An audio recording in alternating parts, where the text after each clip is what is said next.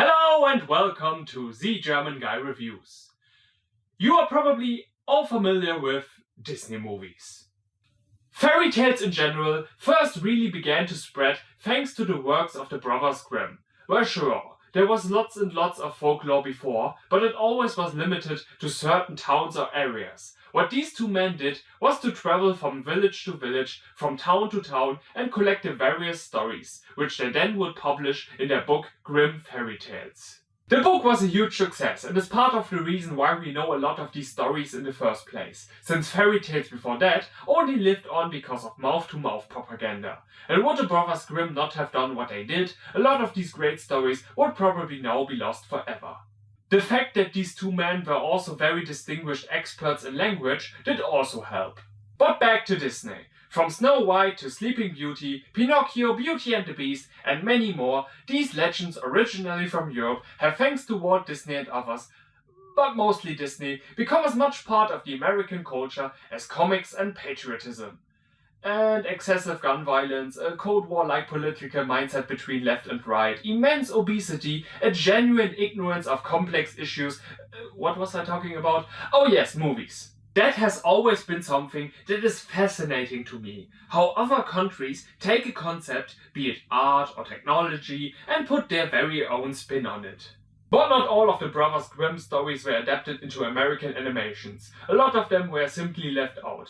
The reason, well, I can only guess, but I would assume certain stories were just too weird or too bound to the city they are born in, and only people from that town or place will get all the references. And from the 200 stories in that book, most of them are actually short stories. But who knows? What matters right now is that after a horrible spy movie and some senior citizens exchanging body fluids, it's time we look at German animation. Or at least its attempt for it. This movie is a special kind of bad, but in order to understand it, there's a little exposition needed. The story of the four Bremen musicians is the story of a donkey, a cock, a dog, and a cat, who want to become musicians, obviously. On his way, Donkey, who has been replaced by the farmer he worked for, meets the other animals on their way, until they discover a house that is inhabited by thieves. Something our animals of course don't know, so they start to sing, which starts to scare the bandits away. The animals take that as an invitation. When the thieves return, they realize they are criminals, so they pretend to be a monster by standing on each other's backs, which scares the bandits away again, for good this time. And they decide to stay in that house from now on. The end. Yeah, I know it's not the most complex Inception-style storytelling, but it is what it is. Yeah, I think I forgot to include not that much of an interesting story as a reason in my list of why some fairy tales were chosen to see the big screen. Of course, there's more than one version of the story, as it is always the case with fairy tales, since they were told by so many people at different places and different times, over and over again. This is most common. What's funny is that in this version, one of the most earliest, the musicians never actually enter the city of Bremen. So why the name and why the association with the city? You would not call it Straight Out of Camden if the rappers in question were from New York. So how do you screw up such a simple story? By bringing it into the modern era and making it cool.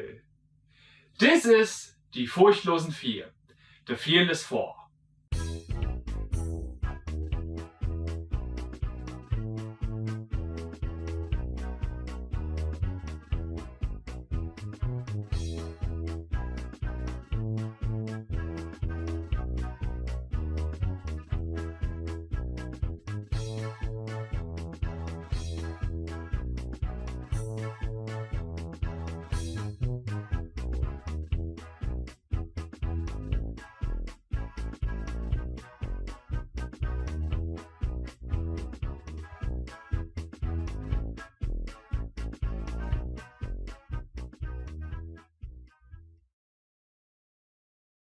We open up on a nice morning as some barons are going fox hunting. We meet the first animal of the group, Buster the dog.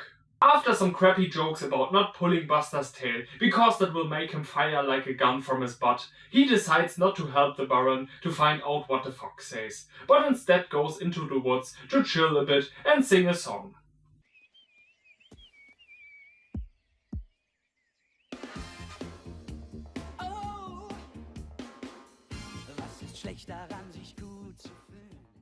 Yes, flowers. Nature's microphones.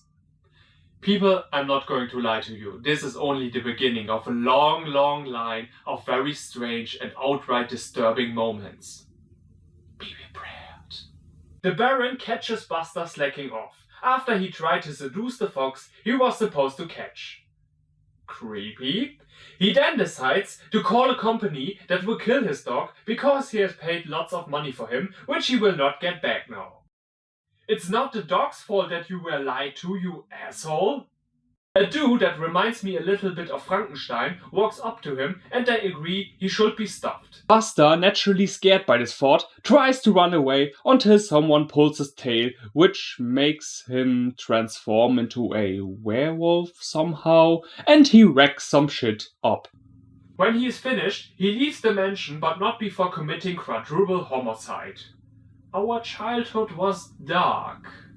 After that, we switch over to Donkey, or as he is called in this movie, Fred, who sings a sad song about all the misery in life. The farmer, who is pissed that his ass keeps on not working, orders a new mule, the best they have, and then this happens.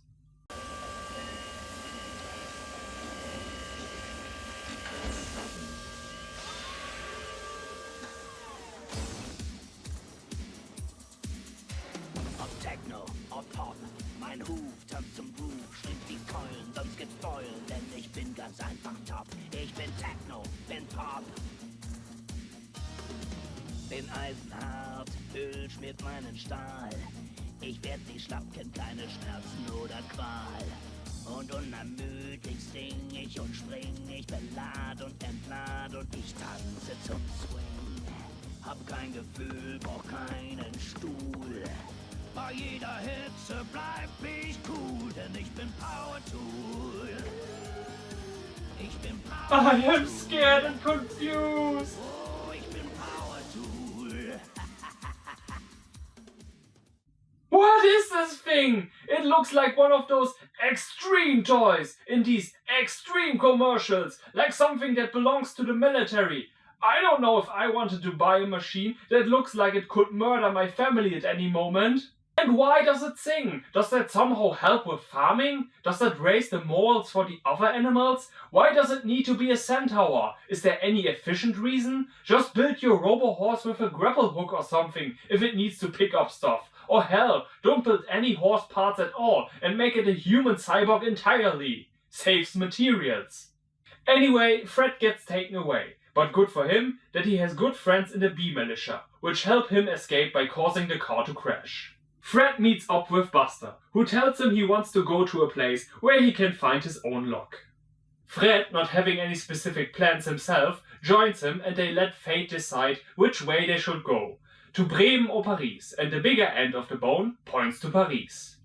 This is a completely awful scene, and here's why. We see one of the oldest tricks in cartoon history, the spinning signs that ends up leading the protagonist in the wrong direction, but it's absolutely used wrong here.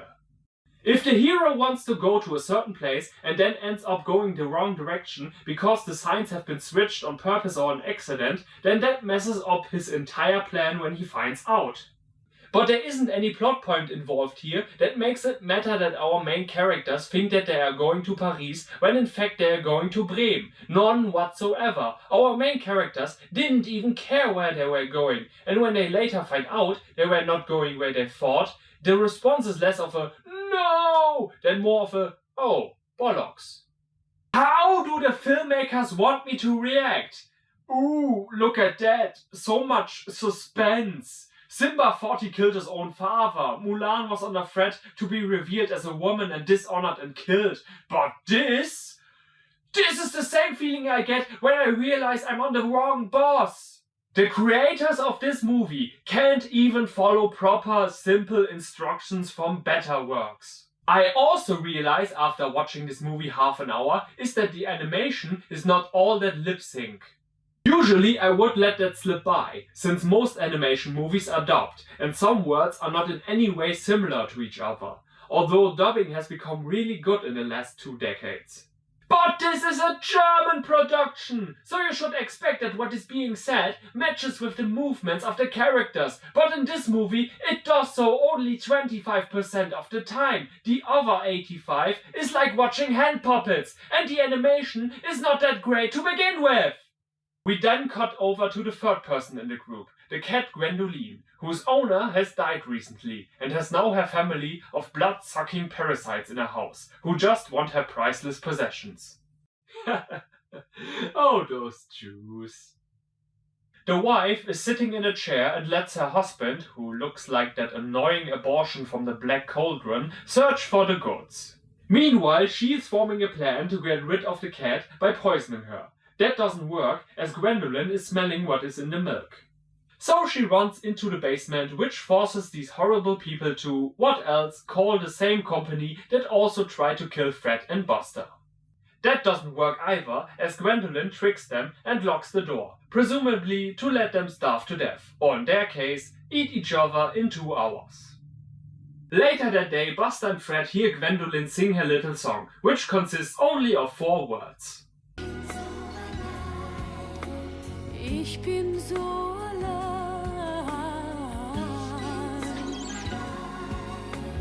Ich bin so allein.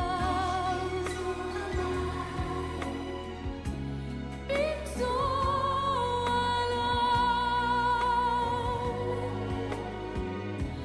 Bin so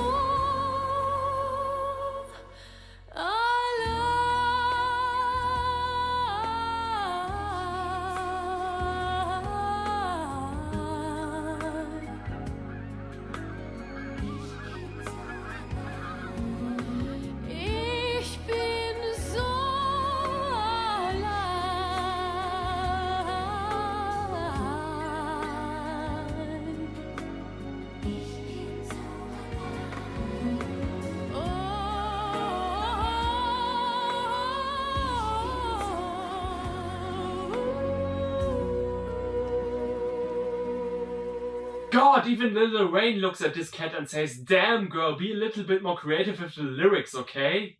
Sing about how you first met your owner, what she meant to you, all the great times you had together. Anything! Singing me sad, me lonely for 2 minutes doesn't count as a sophisticated emotional moment." Oh, Scheiße, eine Katze. Yeah, that's what he said. In a kids movie. And later someone says, "Piss off." And there's a lot of cursing in A Brave Little Toaster too. In a lot of kids movies. God, I love my completely unprotected childhood. Yada yada yada, why don't you come with us? We want to be musicians, blah blah blah, next scene. We meet the cock of the story, which surprisingly is not in danger of being killed by his heartless owner, but gets thrown out by his girlfriend, mother, I don't know, thing. Then meets up with the gang and off they go. They come across an owl who tells them that if they are going to Bremen, they are doomed. At nearly 40 minutes into this flick, and the creators suddenly then decide they need a narrator for 3 minutes, who explains that the city of Bremen has been taken over by, are you ready for this? Dr. Greed. For crying out loud, even the undocumented child of Maleficent and Skeletor is less obviously evil than this. Why don't you call him Mr. Evil for 2-year-old children who don't know what the word greed means? Dr. Evil. I didn't spend 6 years in evil medical school to be called Mr. Thank you very much. Anyhow, Bremen, for some reason in this universe, has become a dystopian 1984-style Big Brother state controlled by Dr. Greed's company and his private army. Oh god, it's the border all over again! In this alternative Bremen, singing has been outlawed, and so they got the attention by some of Dr. Greed's henchmen, who figure they can use our heroes and their music for their nefarious purposes. Commercials. The cock, whose name is Tortellini, appoints himself to the leader of the group and signs the contract without even reading it. Before they begin their work, they relax a little bit at their pool and talk what they are going to do with their newfound wealth. Tortellini, for example, wants his own opera.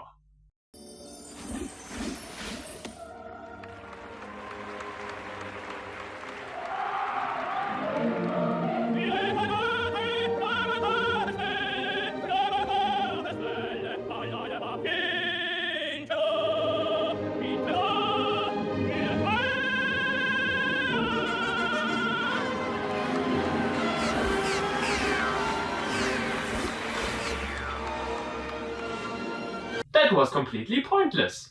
And so was the rest of his scene. Good job, idiots. The next day, they start to sing the new song written for them by the company. Seid dankbar und glücklich, die Firma gibt uns Licht. Man sagt uns, was wir tun und deshalb denken wir nicht. Die Firma ist die Zukunft, unsere Hoffnung, das steht fest. Ja, wir essen nur und atmen, die Firma macht den Rest. Mixmax präsentiert die furchtlosen 4. Mixmax, das leckerste Würstchen der Welt. Kunstmann. Ihr tut euch nur was Gutes. Der Mixmax-Konzern steigt groß ins Showbusiness ein. Zähnen und den Bauch und gegen Mundgeruch hilft es meistens auch. You probably noticed by now, but if not, I can help you. The songs in this movie are not very good. In fact, they are pretty shit. And shit is a biological material often associated with badness.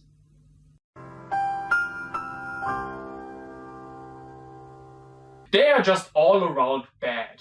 All of them. In English and German. Except maybe that Centaur song. But that is only because the voice actor, Frank Zander, is a professional rock singer. That moment was the only time that I felt like someone actually had fun doing what he was doing. Anyway, after a couple of months, the group just can't stand that song any longer. So they refuse to sing. Which their boss says they can't. Gee, it's almost like you should have read that contract before signing it or something. So yeah, after a little chat with Dr. Greed, who like any good villain, uses evil Skype, tells his goons they need to force them to sing, so they throw them into a prison. And then we got some weird torture chamber with tickling devices. The Fearless Four eventually get freed by a mouse with a Mozart toupee on his head. Yeah, sure, whatever, and let the words just come out of my mouth without thinking about them.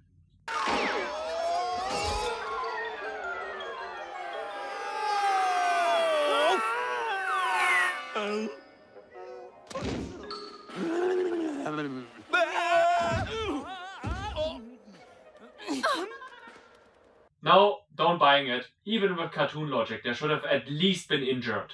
With their new freedom, they spy a little bit on Dr. Greed. He tells his goons, without his musicians making music, the profit of his company has drastically gone back.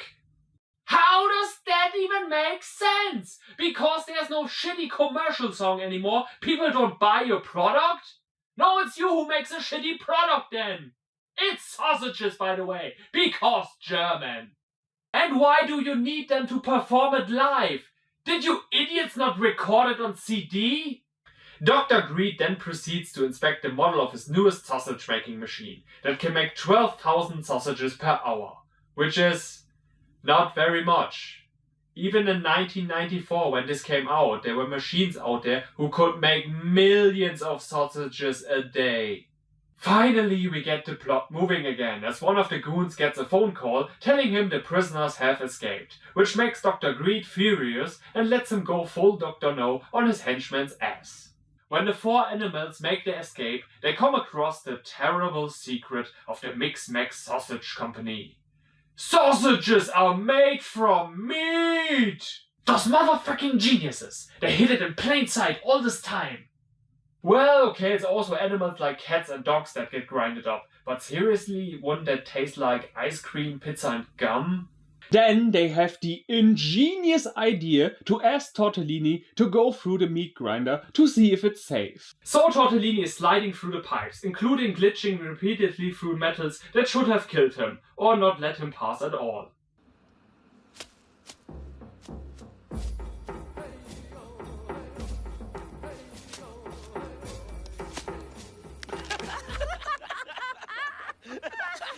movie 1950s Peter Pan called. He wants his racism back. Now they discuss a plan to stop Dr. Greed, and this plan is so well thought out that Jean-Luc Picard bows in respect for so much tactical wisdom. They decide to go back. Yeah, wait, what? The plan is singing for Dr. Greed at his election gala tomorrow, where they want to show his true face to the public. I will get to why this plan sucks in a minute, but first our team needs to prove that the bad guys can trust them again. So Gwendolyn does this. Drum kommt, seid guten Mutes und nehmt einen Mix und Max. Ihr tut euch nur was Gutes, nehmt einen Mix Max. Den Knochen tut's gut, den Zähnen und dem Bauch. Und gegen Mundgeruch hilft es meistens auch. Mix Max. Wrong, wrong, wrong, wrong, wrong, wrong, wrong, wrong, wrong, wrong, wrong, wrong. A million times biblical wrong! Seriously, who made this movie? Mr. Plinkett? If it turns out this entire story is some weird furry porn introduction, I'm going to piss on someone's car! After this crime against nature, they are at the big gala for Dr. Greed. But oh, Smarty McSmartypants has ordered his pet snake to stand guard against the four and shoot as soon as they start to make nonsense. What? The bad guy that you have caused so much trouble doesn't trust you anymore? What a shock! But don't worry, my friends. Deus Ex Mozart Mouse is on the way and plays a song on the flute to hypnotize it. Which, if I am not mistaken, only works with cobras, and that is not a cobra. But it's bullcrap either way. So the show begins and they start to sing their big anti-Mix-Max song. How everybody needs to stand up and fight against the man. The people naturally start revolting against Dr. Greed, just because this group is singing a song without delivering evidence for their claims. Wow, these people are more easily manipulated than the people in the Capitol in the Hunger Games. Only the Hunger Games made sense. They have no photos, no videos, no witnesses. It's just a bunch of accusations which they swallow like they were under hypnosis. So yeah, the plan of this mastermind to control the masses through a concert, like that other movie, my god, there are so many parallels, is stopped by a concert. To defeat Dr. Greed once and for all, our heroes do the one thing they are really known for, standing on each other's backs and scaring off the bad guys. And beating them up like they were all infected with rabies. This raises, however, the question what that concert shit was about. I mean, couldn't you have done this earlier? You could have saved us 15 minutes of our precious lives. They kill Dr. Greed with his video game boss mechanic device and then open up the cages for the animals so they are free to poop in the city. Later, the animals make a big homecoming party at the house of Gwendolyn's owner, because the other people should be skeletons by now. Finally, we get a little love song as a goodbye. Sie reden heimlich über uns.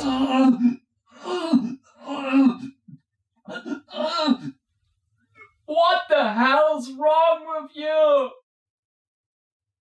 And that was The Fearless 4. And I have to say, I do really want to like this movie. I see some great potential, like the idea of using 2D animation whenever there's nature on screen and 3D animation for the cold and heartlessness of modern industry and capitalism.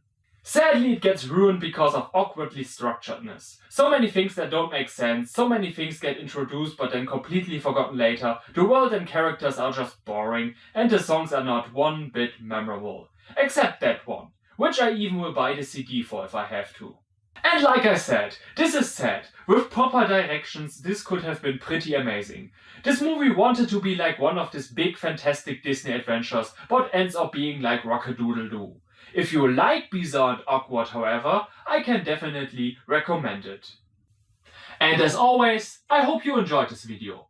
I certainly didn't. The German Guy, out. And auf Wiedersehen.